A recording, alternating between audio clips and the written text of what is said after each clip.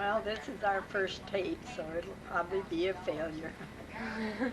But I think the thing that I should talk about is, or that you would be interested in, is how come we moved to Illinois. To begin with, we had been living in Nebraska and we had a real bad drought out there. And just went for months without rain and a lot of wind.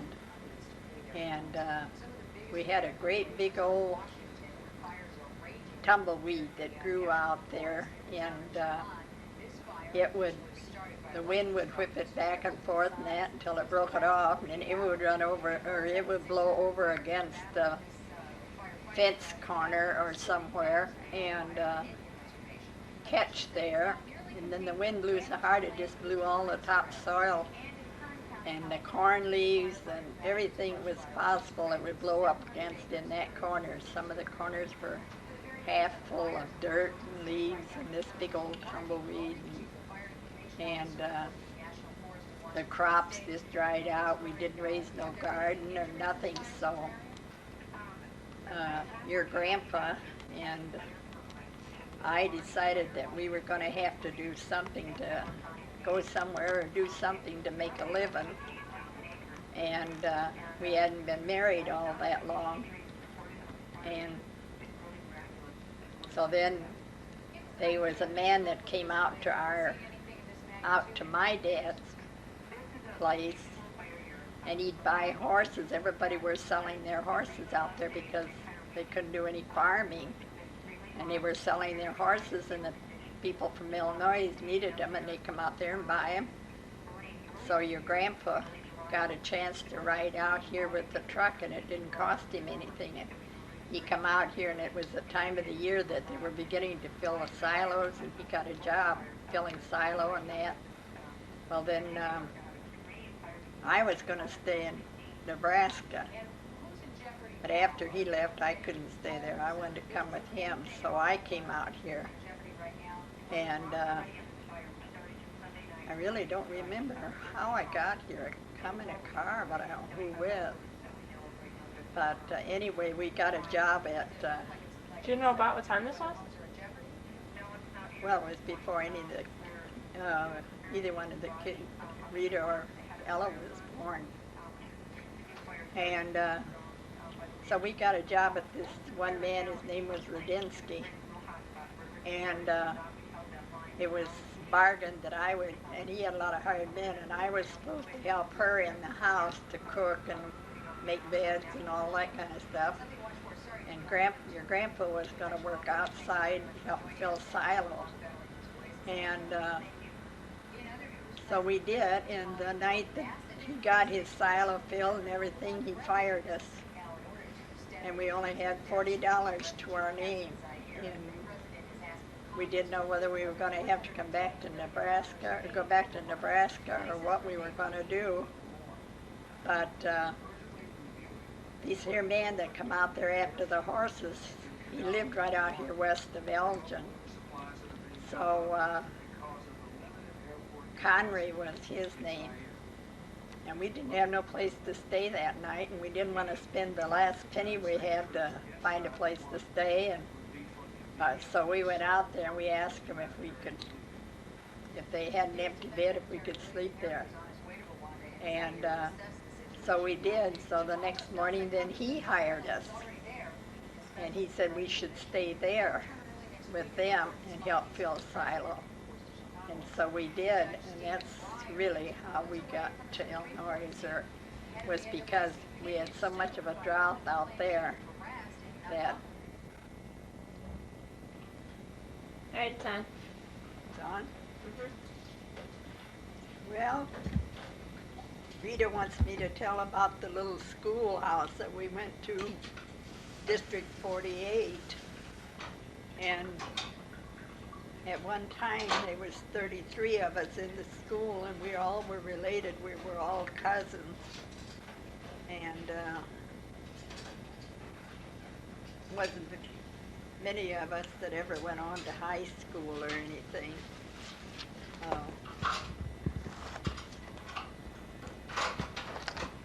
8th grade was as far as a lot of us went. Tell about town. Your baseball games? Grandma made you. You know, we used to play baseball a lot, and my mom would take a rock and put it in a sock and then wrap it around it and sew it, and that was our ball. And then They we, got a bean ball. Ow. and then we had maybe a piece of 2x4 for our bat, and that's what we had to play with. You were what, catcher? I was a catcher, and Seti was a pitcher most of the time, or a lot of time at school. And the girls played the boys, and they had to touch us out, but we could throw the ball across in front of them, and then they would be out. It's not fair. And we wasn't very far from school. But in the winter months, Uncle Melby, Gertie's dad, was real good about hauling us to school. And I don't know where to go from here. Well, you used to do a lot of fighting there amongst yourselves, didn't you? Well, yes and no, not too bad all for in the all same- being the same age. And all of them had big families. Myrtle's family was a big family, and Gertie and Hazel were the only ones that was just one in the family, but Uncle Jim's had a big family, and There were how many in your family? 9 of us kids. You were, what, the second of the oldest? Yes. And I always worked outside. I was always a tomboy, and said he liked to work inside, and I drove horses and tractors and everything else. I'd rather be outside doing that than I would in the house. And anyway, Rita wants me to tell about the sand hills. One summer it was just so dry there that there was nothing. Where you lived was real dry. Yeah, What was this? in Cedar Rapids. Oh. And it was just so terribly dry, and the pastures dried up, and there was nothing for the cows to go out and eat or nothing. And so my dad got lined up. Him and Mr. Creams got lined up with somebody up in the sand hills, and they moved the cows up there because they had gotten rain and there was pasture up there. We lived up there one whole summer, and there was an old house there, and it didn't have any windows in it or anything. All we needed was a roof over our head, because that's about all we had to do was milk them cows. And Was Dad up there with you? yeah. I'll And tell that. Mrs. Creams was there with hers, and we would milk ours, and then we would help her finish her. And she was the only one of their family was up there. And we stayed up there, gee, I don't know how long, until the grass began to dry up in the fall. And then even after that, it was real rough going. Did you have your own place then? No, that wasn't too long after we were married that this happened. And it was really bad all winter. We really didn't have what the cows really needed to eat. So naturally, we didn't get the milk and cream and that we needed or should have. But we lived off of it. We'd take a can of cream to town, and we'd spend everything we took. Maybe we'd go home with a quarter to last till the next Saturday. That's all we'd have. And we went along like that until we finally wound up out here and got this job with Radinsky, and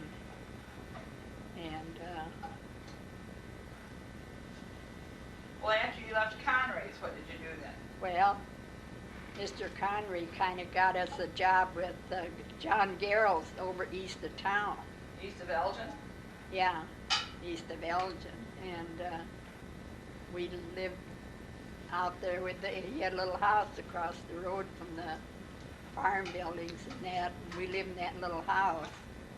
And Dad worked there, and I worked at Ham's and picked chickens. And, well, I didn't really pick them, but there was a guy by the name of Walter Crichton that picked the chickens, and then he'd throw them up in a big tank. Then we had to scrape them all down and get them all ready to sell. And that's all we did all day long. Stand there, and then they'd put them in the freezer and then wrap them. And he had a big business. That the man that really run this business was Ham. His last name was Ham, Glenn Ham. And I worked there all that summer. And Mabel was here, and she worked there too. And then I finally wound up down to Academy and downtown. That's the school in Elgin, right? Yeah, and A private school. it was a private school, and just the people that had the money that had their kids going to school there. Mrs. Well, I'll never think what her name was, but anyway, she liked. Well, and then Alice come down there and worked. That's your too. sister, Alice, right? Yeah, and she liked Alice real good, and she'd give her all kinds of stuff. And she'd give me. She thought we took it home and fed it to the chickens. We had a bunch of chickens, and she'd give me toast and everything. We'd take it home. We'd use it for bread, so we didn't have to buy bread and stuff. And that's how we got around that. And then after I left the academy, then we got a hold of Rosenfels, and we moved. They You come didn't tell out. about me being born. Yeah, that's right. You were born at that time, just before the Rosenfels got a hold of us, and they hired us. How did you get connected up with them anyway? I don't know that. Conrys knew them, Oh, and because they were from Chicago, weren't they? yeah, and he worked for the meat. In fact, he was part owner of a meat packing place, and then they had a summer home up there Up where? in Wisconsin. Herbster. Yeah, they lived in Chicago, but they had a summer home up there, and they'd come up there through the summer months and have people come up there all summer long from Chicago to spend a week or two of vacation, and then that bunch would go home. And I did all their washing, their bedding and things like that for her all the time she was having all this going on all summer, but she paid me for it Yeah, but now, tell them where that is, where that was. at Herbster, Wisconsin. south of Herbster, Wisconsin. And she was pretty good to me, but you was real small, and Rita was real small, and I had a lot of work to do. And then she also expected us to just have, she'd go to California and different places and buy potted plants and all just exotic plants, and she'd send them up there and expect us to make them grow up there in that northern cold weather. But she How wanted, cold would it get up there, Mother? well, I think a little colder than it does here, 8, 10 below sometimes. But we was up there then. Tell them about living in a plank cabin and they built you a new one. Oh yeah, we lived in a log cabin, and it was square logs. And then it had just everything stuck in between the logs, cement and everything else to seal it up. It wasn't too bad. We didn't get too cold in there. And I couldn't leave you on the floor much of the time because it was too cold for that. But then they decided to build a log house, And I've got pictures of that log house. I was just looking the other day. And I've got pictures, and we lived, and they built this new log house. And we lived there. And, gee, I don't know how long we was up there. But, Dad had to work pretty hard while he was up there. Didn't he clear the land?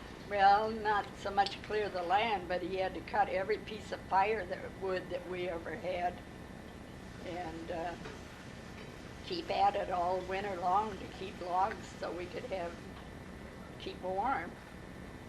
And then, I don't know, it's some kind of a flare-up anyway. We left. And then she hired Jake Beeksma, I guess, to come over and do some of her work. But they weren't up there much after we left there. Rosenfelsburg? No. And then we moved back down here, and we moved in with Elwood and Gina for a few days. And then we got that job up at Harold Christensen's. How'd you find them? I don't know how we found Must have been them. an ad, huh? I don't know. But we moved out on Harold Christensen there. And That was about 19... You was probably, Ella was before Ella was born. So it's probably about 1940, 41. I don't know. But they said they on, well then, we moved from, then we got a job out there at Christensen's. They said the only reason they ever hired us because we had Rita, and she stayed with them. And I went to work. I worked a swing shift. I worked from 3 to 10, and then anyway, I put in 6 hours till 3, and then from 3 to 10, I think, or 11. And every 2 weeks we had a change. And I rode to work with Ella. I'll never. Lambs. Huh? Lambs. Lambs, yeah. Ella Lambs. And we were there. And it was a nice place. We had a nice place there. And Ella was born there In 1940. when we lived there. And then Ella wasn't very old when we bought this and moved down here. 1949 we moved here. Well, when is her?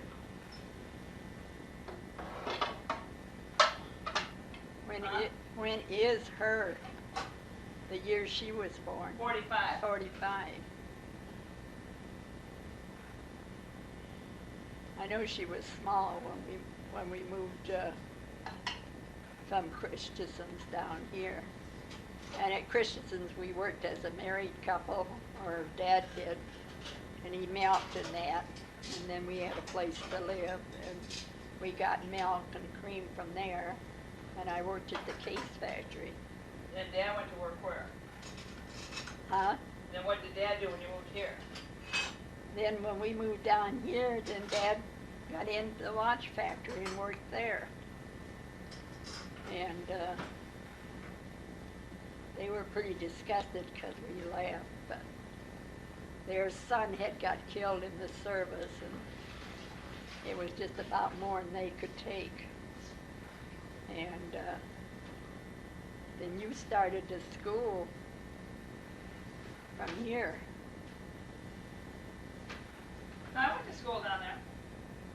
Huh? I went to school there. Oh yeah, you did, because I would come home from work and get you ready up and feed you and then haul you to school. Then I'd sleep a while, and then in the afternoon I'd go back and pick you up. That's right. You went to school up there Quite a while. at that little country school. Yeah, one-room school. Uh-huh. Shut it off. Look. Okay, it's on. I must tell you, when we moved up to Wisconsin, we got $40 a month. And they gave us 1 pig a year, and then we got cream and milk. And that was all the money we had. That was all we had to buy our shoes and everything out of it. And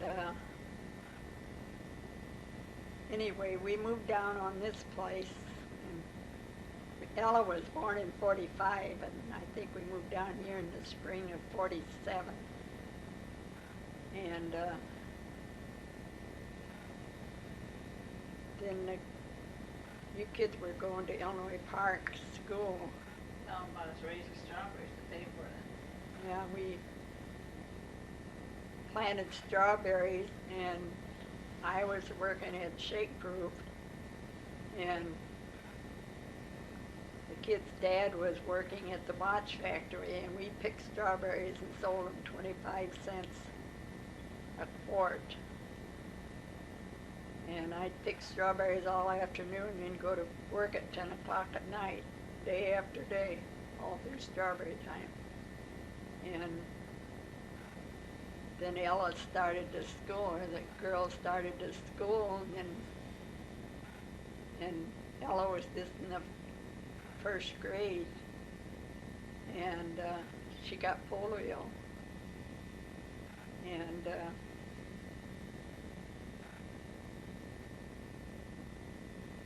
we didn't know it was on a Friday, and we really didn't know what it was. And she came home and she was crying, and the next morning she got out of bed and she couldn't walk. And she got up and started for the bathroom and she couldn't walk. And so I called Dr. Garland, and we took her down there. And he examined her, and he thought he was going to have to put her in an iron lung by evening or by morning, and but he did not have to. And anyway, she was out of school, and she was, and a teacher by the name of Mr. Tobler came out here and what do you call that? Tutored her for 2 different years. And but she was a real sport about it. She was real good about it. And the other kids got bicycles and that, so we bought her a pony. And got a cart with Stuffy! it. Yeah, and the pony's name was Tuffy. Stuffy. Stuffy. Because he ate all the time. And he was stubborn. And we got a cart with a seat on it. She took everybody in the country, even her Grandma Cox, for a ride in that. And she didn't miss out on too much. They played baseball out here in the road, which they can't do today. And when we moved here, there was only about 5 houses on this road. Now I don't know how many there is, but it sure has changed. And I don't know anything else. Right this minute, I can't think of